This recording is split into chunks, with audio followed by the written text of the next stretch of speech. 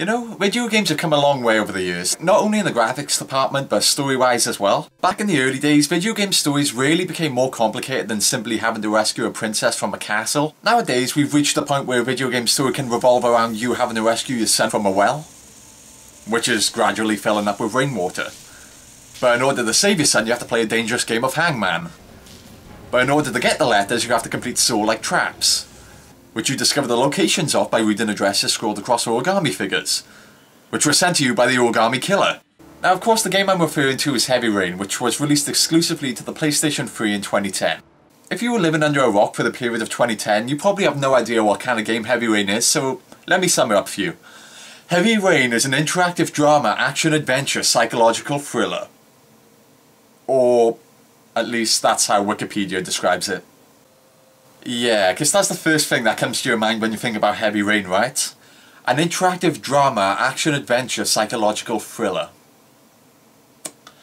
What a load of bullshit. It's basically a third-person action game in which all actions are performed through QuickTime events, but I'll talk more about the gameplay later. For now, let's talk about the story.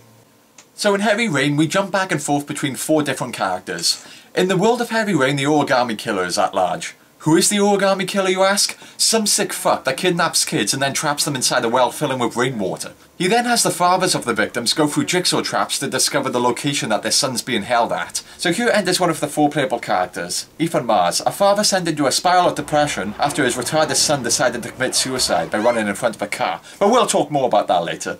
In this game, Ethan's slightly more intelligent son, Sean, becomes the latest victim of the Origami Killer, thrusting Ethan into a race against time to save him.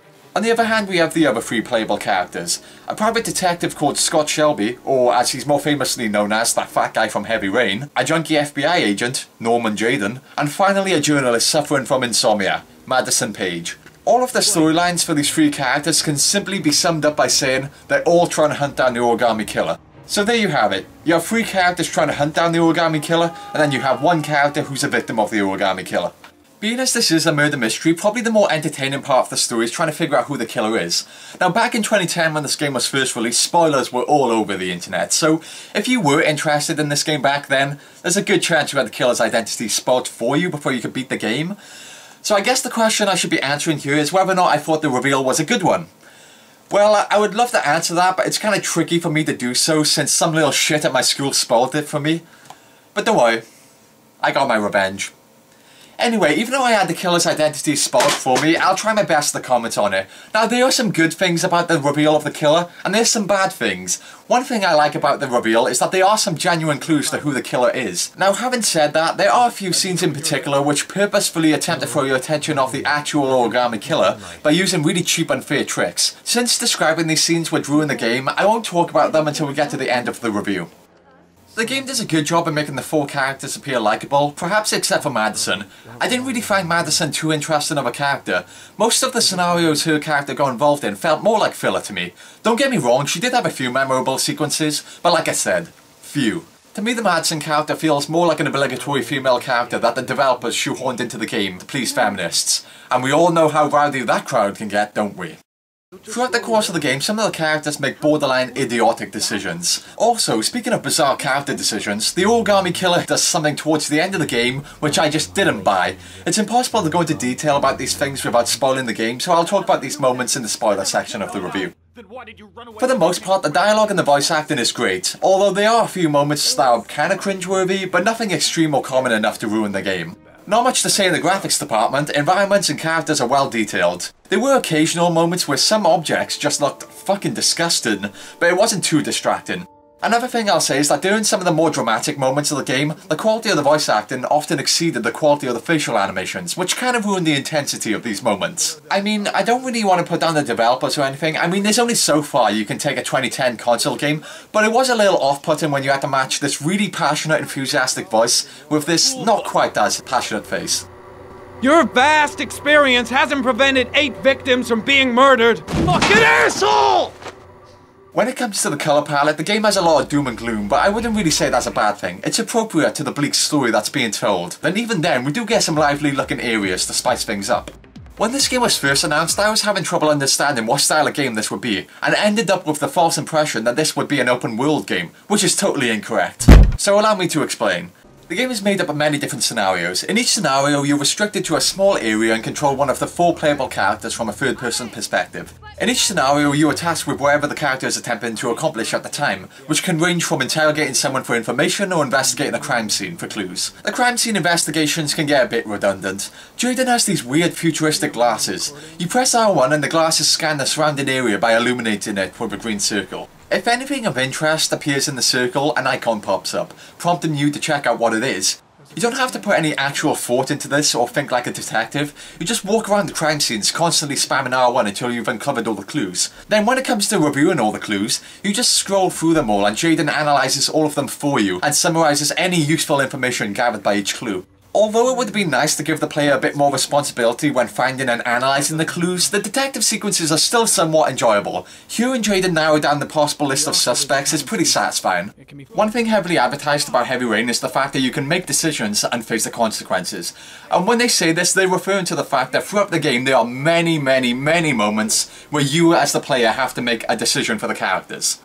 For the first half of the game, the choices you make don't have any significant changes to the story. For example, in the first hour of gameplay as Scott Shelby, you find yourself at the back of this convenience store while the shop owner is being held at gunpoint by a thief. There are many different ways this scenario can play out. You can decide not to interfere and wait at the back of the store, thus allowing the events to play out naturally, or you can decide to try and stop the thief. This in itself has several different ways for you to go about doing this. You can either take the thief head on, in which you can attempt to convince him to leave, or you can try and sneak up behind him and knock him unconscious. Regardless of what happens in the scene and regardless of whether or not any of the characters die, nothing at all changes in the game. There's not a single line of dialogue or action later on that is affected by the events of this scene. So most of the scenes in the first half of the game have multiple different ways they could play out, although for the most part they are isolated incidents and don't affect anything else in the game. Perhaps 1 or 2 lines of dialogue. Another thing that was teased was the unique fact that at any time a character can die. When a character dies, the game continues and the character is dead. Permanently. There are no redos, no continues. Knowing this makes the action sequences far more intense, especially if you're emotionally invested into the story, knowing that one wrong move during the button prompts could mean an early end for your character. While this is an ambitious and brave decision by the developers, there's something really disappointing with the way this is handled that I want to comment on, although commenting on it spoils the tension and fun of the game, so I'll tackle this in the spoilers section of the review. The fact that when a character dies, they die permanently makes the deadly moral dilemmas throughout the game even more intense than they otherwise would be. For example, let's discuss Ethan's situation in a bit more detail. So Ethan has 5 traps to face. If he successfully completes a trap, then he receives letters for a hangman. The hangman gives him the address that his son is being held at. As you've probably guessed, most of these traps involve Ethan performing dangerous tasks to put his life in danger. If you decide to participate in the trap, there's a good chance that Ethan could end up dying, but success will give you valuable letters for the hangman. Refusing to participate in a trap will obviously mean you won't get letters for the hangman. If I succeed, I'll get more letters for the hangman. It's my only lead, no turning back now. A lot of good it'll do Sean if I kill myself on this highway. Once you've faced all 5 traps, it's crunch time, and if you haven't got all the letters for the hangman, you have to make a guess between the possible addresses the hangman fits into, and if you get it wrong, you're fucked. You have a powerful enough incentive to make you question whether or not it's worth risking your life. The traps Ethan have to face aren't the only difficult choices you have to make in the game either. All 4 characters have some truly nail-biting decisions to make, and sometimes I even paused the game because I needed some extra time to think about what I wanted to do. You are the Antichrist. Put down the gun, I shall Nathaniel. dispatch you to your father in hell. He is the son of Satan. He was sent to earth to destroy us. For Christ's sake, shoot! You're not gonna kill the Antichrist with a revolver, Nathaniel. He's much too powerful for that. All of the action sequences in the game are impressive and literally feel like a movie thanks to the amazing choreography. The animations feel fluent and natural, with characters making good use of the well-crafted environments to fight. Now what may kill you interested in the game is the revelation that every single action sequence in the whole entire game is carried out entirely through QuickTime events. Now I know a lot of people have serious issues with QuickTime events, but personally I'm not one of them. I've always found it strangely satisfying being able to hit the button before the knife hits my character's neck. So whether or not you can enjoy the action scenes is kind of dependent on your own personal opinion on QuickTime events. Really, the only downside to the action sequences in my opinion is the fact that because you're constantly looking out for those button prompts, you can't fully appreciate how amazing they look.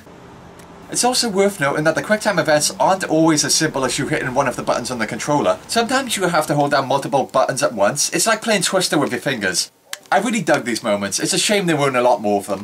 Other actions require the player to flick the analog stick in a certain direction or tilt the whole entire controller. The tilting of the controller is a bit of a bullshit prompt. There are a few moments where there's no denying you tilted the controller, but the game doesn't register it. It doesn't really matter anyway because the game is very generous with the amount of mistakes it lets you make, but when you're trying to go for that trophy where you have to pass the car challenge without missing a single button prompt, it becomes a real pain in the ass. Now it's very easy to disregard Heavy Rain and just call it QuickTime events. The game. And to an extent, that is true. I mean, all of the action sequences are carried through QuickTime events, whether they be shootouts, chase scenes, or fight scenes. And it's kind of obvious that Heavy Rain's bigger emphasis is on story, but this brings out the crowd who like to argue, well, it's a game. Shouldn't a game's biggest focus be on the gameplay? And you know what? I agree with that. I'm one of those guys. But having said that, I still enjoyed Heavy Rain. Like I already said, I have a strange fondness for QuickTime events anyway, so I didn't really mind their placement in Heavy Rain. But I think what elevates the QuickTime events in Heavy Rain is the fact that you're only getting one shot at them. If you mess up, the character could die, and since you do grow to like these characters, you really don't want to mess up these button prompts, thus making the QuickTime events far more exciting and engaging than your usual QuickTime events. Another phrase I've seen a lot of people use to describe Heavy Rain is as an interactive movie. And to be honest, I completely agree with that statement, but even then, whether or not you view that as an insult to the game is kind of up to your own perception. Another good thing I'll say about the action sequences is that when you have to flick the analog stick in a certain direction, it feels very natural. For example, here when Jaden is chasing after this suspect, I can see that he'll have to jump, so instinctively I position my finger ready to flick the analog stick upwards, and as it should, the button prompt is asking me to flick the stick upwards. There were many moments throughout the game where I was able to anticipate the direction that I would have to flick the analog stick in before the prompt even came up. This goes to show that the developers did a good job of imagining what players would be thinking when playing the game, which is a testament to how well crafted these sequences are. Being a huge Saw fan, for me the traps that Ethan had to face were by far the best part of the game. I was always excited to see what crazy task Ethan would have to perform next. There's a really effective grueling scenario where you have to choose from a variety of different instruments to hack off one of Ethan's fingers. Down to the button prompts, sound effects, voice acting and animation, this scene is masterfully done and really gets under your skin. 30 seconds left.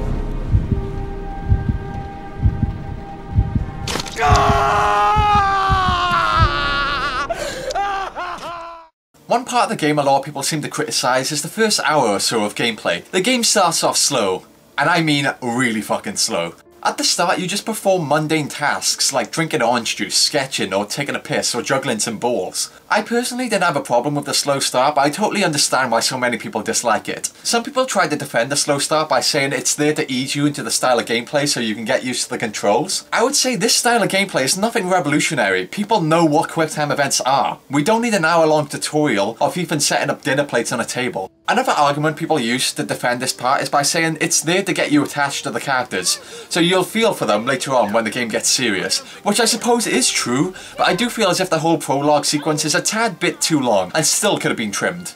It all builds up to Ethan's son, Jason, getting killed so we can set up Ethan as this emotionally devastated soul. Now this is fine, but would they have killed him to come up with a better scenario to kill off Jason? Here's the scene. Ethan and the gang are at a shopping mall and this little shit keeps walking off. When you find him again, he asks for a balloon. So you buy the little shit a balloon, and while you're busy paying, Jason walks off like a complete moron, which begins this frantic sequence where you're desperately trying to find him again. When you finally do find him, it turns out not only did Jason walk around the balcony, he went down the escalator, through the front doors, and across the busy road to the other side of the street. Like, what the hell? And when he spots Ethan, he runs right across the road into a car. It's hard for me to feel sorry for this kid when he ignored basic survival instincts and committed suicide. Now don't get me wrong, kids do dumb shit all the time. They can't help it, they're kids. We were all kids once, but when I was a child, I had enough common sense not to stray too far away from my parents when we were out and about, and I especially knew not to run in front of a speeding car on an open road. Now I'm sure there's been plenty of real life grisly incidents where this actually has happened, but my point is this. This is a video game. Since we're basically watching virtual characters in a fictional world, we already feel emotionally disconnected from them. For that reason, even though he's a kid, we're not going to be so forgiving or sympathetic when Jason gets himself killed by his own stupidity. Jason only acts like a complete idiot and gets himself killed to bookend the prologue. His death is a catalyst for Ethan's story, so it's necessary, but that doesn't excuse it for being so poorly written. Jason's stupidity just feels so forced and contrived. This scenario definitely needed to be redesigned. Not to mention, the animation for when Jason commits suicide looks really awkward and can come across as unintentionally hilarious. And if there was one other minor problem I had with Heavy Rain, it would be moving. To walk forward, you hold down R2 and then you steer the character using the analog stick. Okay, seems simple enough. I'm not too sure how to describe it, but it feels kinda clunky and awkward to move your character around in tight environments. Now I know it seems like I bitched about Heavy Rain quite a lot here, and you might be under the impression that I dislike Heavy Rain, so just to clarify right now, I did enjoy Heavy Rain. It's just that when you're doing a review of a game, it's far easier to get more content out of the negative aspects of something as opposed to the positive aspects. As I already said, I do believe gameplay is the most important aspect of any game, but I guess it depends what mood I'm in for. Sometimes I want to play a game that'll give me a chance to exercise my creativity. Sometimes I'm in the mood for a game that'll deliver mindless violence. Sometimes I'm in the mood for a game that'll spook me out. And sometimes I'm in the mood for an interactive movie. Now Heavy Rain isn't a perfect game, I mean what game is, but it does have some real strong points. And for what it is, I'd give it a 7 out of 10. If you haven't played it yet, I recommend checking it out. Even if you end up disliking it, I think it's an experience worth having. So this is where we descend into spoiler territory, so if you don't want the major plot points of the game ruined for you, you better quit the video. So let's begin by addressing the identity of the Origami Killer. Again, this is your last chance if you don't want spoilers, so here we go. You find out the Origami Killer is none other than Scott Shelby. Now as I already said, I had this reveal spoiled for me before I played the game, so it's kind of difficult for me to judge whether or not it was predictable, but it seemed to be pretty obvious to me while I was playing it. For starters, having one of the characters you play as turn out to be the killer is a really overused cliche. It's the first thing you'd suspect, and as you begin to judge the 4 characters, it becomes really obvious. Shelby just seems too straight and organised. The other 3 characters seem to have some sort of dark side. Jaden has his drug addiction, not only is Madison a woman, she has insomnia, and Ethan has his blackouts. It immediately makes you suspect Shelby because he seems so perfect. Aside from being fat. They try to use Ethan as a red herring. He constantly has these blackouts and wakes with these origami figures. You immediately cross Ethan off the list of suspects because it's too obvious to be him. In a typical murder mystery, you should always look for the character you least suspect or the character the story writers are obviously trying to draw your attention from, and in this case, it's Shelby. There was this one clue I really liked about the typewriter. Here Shelby commented on how the killer must have used an old-fashioned typewriter, and meanwhile... Now this game does throw a few cheap tricks at you to try and draw your attention away from Shelby, and some of these tricks are downright unfair. Take a look at this scene in the typewriter store. In this scene, Shelby is with Laurie, a girl whose son was a victim of the Origami Killer. Basically, Laurie has deduced that the Origami Killer bought a model of typewriter from this store. So she's there with Shelby to get a list of people who ever bought this certain model of typewriter. While the store owner goes to the back of the store to get the list, Shelby and Laurie wait. We then cut to Shelby walking to the back of the store to find the shop owner dead. Later on in the game, we flash back to the scene where we see new footage of Shelby killing the dude. What a cheap tactic. During this scene, there is this strange moment where Laurie examines this twirling doll thing, and during this moment the shot is angled so Shelby is off frame. Shelby is off frame for about 10 seconds, so we can assume that during this time is when Shelby killed the shop owner. After Laurie's done examining the object, we resume control of Shelby and find the shop owner dead. Manfred! Hello? Your call is logged, sir. A police car will be there in a few minutes. I need to know who you are, sir. Sir? Hello?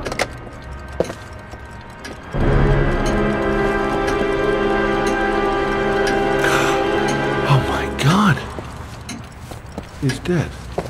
I don't care how you spin it, this scene is bullshit. To make the scene even more offensive, listen to what Shelby is thinking. The killer's name might be in Manfred's papers. Been a while since Manfred went into his office. Throughout the whole entire game, there's not a single thought Shelby has which indicates he's the Origami Killer. He always has these really innocent thoughts, it's just another cheap tactic.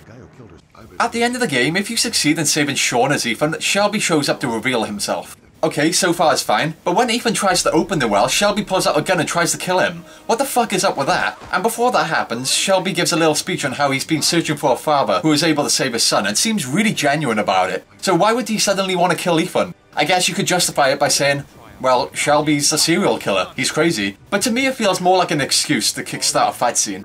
Another moment that doesn't really make much sense is when Madison is talking to Shelby's mother. Basically at this point, Madison has deduced that this woman's son is the Origami Killer. Unfortunately, she's gone all senile, so getting her to talk is a bit of an effort. When she finally tells Madison that Shelby is the Origami Killer, Madison has this really dramatic look on her face. Why would she be shocked? It gives the impression that she already knows this person and can't believe that she turned out to be the Origami Killer. She's never once interacted with Scott Shelby at any point of the game, neither does she know who he is, so why would she be shocked? Next, let's talk about the whole at any time a character can die, and when they do die, they die permanently thing. Okay, so here's a trick I think everyone knows. If you do end up failing a QuickTime event that kills your character, you can immediately pause the game and quick to the main menu, and then from there you can reload your save. This brings you back to the start of the scenario, giving you another chance. But really, this is the player's fault for choosing to exploit this trick. I mean, if you're doing this, you're basically spoiling the fun of the game for yourself. Anyway, that's not what I have a problem with. What I do have a problem with is that there's very few scenarios which are actually lethal to your character. Take the challenges Ethan has to go through, for example. In the first one, he has to drive 5 miles on the wrong side of the highway. Sounds pretty dangerous, right? Well, actually, not so much. It doesn't matter how badly you screw up, it never ends with Ethan's death. When you fail too many QuickTime events, the car just flips over and you have to escape. In fact, none of the characters can die until the final quarter of the game. The first instance Madison can die is at the crazy doctor's house. The first time Jaden can die is at the Mad Jack confrontation, both of which come at the final quarter of the game. As for Ethan and Shelby, well, neither of them can die until the final scenario of the game. Even when Ethan is being chased by a drug dealer with a shotgun, he can't die. You can fail every single button prompt and the drug dealer just lets Ethan go. There's a scenario where Shelby ends up tied up in a car that's dumped into the ocean. As time goes on, the windows start to crack and water begins to leak in, giving you the impression that you're running out of time. It turns out you can spend as much time as you want here and Shelby won't drown. Now when you first play the game, you're going to be unaware that in the majority of these scenarios your character can't actually die. So you'll be on the edge of your seat under the impression that your character's life is on the line. You wouldn't even realise the true nature behind these scenarios unless you replay the game and intentionally try to get yourself killed. So when I replayed the game and found out that most of these scenarios aren't lethal at all, I felt betrayed. I felt like I was lied to. I just wished the game had a lot more moments where you could actually die. The difficulty is a minor complaint I have. Even in the situations which are actually lethal, they are way too generous with the amount of mistakes they allow you to make. Not to mention, you're not even likely to make any mistakes because they give you so much time to react to the button prompts. Even on the hardest difficulty, they give you plenty of time. So you're more than likely to get the best possible ending with ease, especially if you choose the normal difficulty.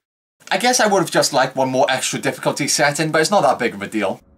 One final thing I have to point out is this one quick moment of horrible writing. For the final challenge, Ethan has to choose whether or not he wants to drink a bottle of poison. If he does drink it, it'll kill him in 1 hour, giving him enough time to save his son. If you do drink it, Ethan is supplied with a timer which gives him a good idea of how much time he has left.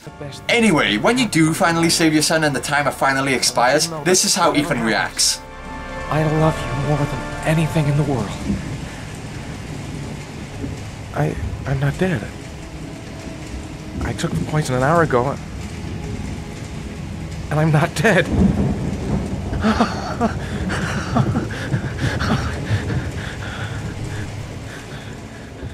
Like, really dude? You're gonna celebrate and assume you're in the clear the second the timer expires? You don't have to be an expert on biology to know that 60 minutes was just a rough estimate, and I would imagine that the amount of time it takes a poison to kill someone depends on a number of factors, such as body mass, the person's health, the age, the person's immune system, etc, etc. It blows my mind how somebody didn't point this out during production.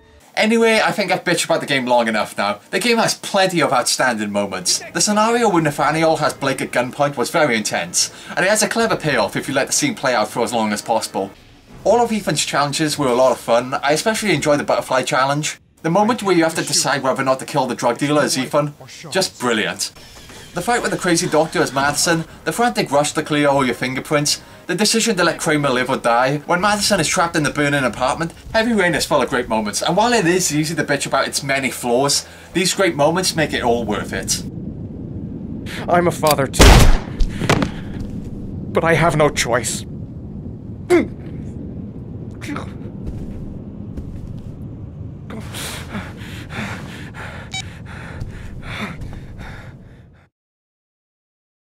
Jason!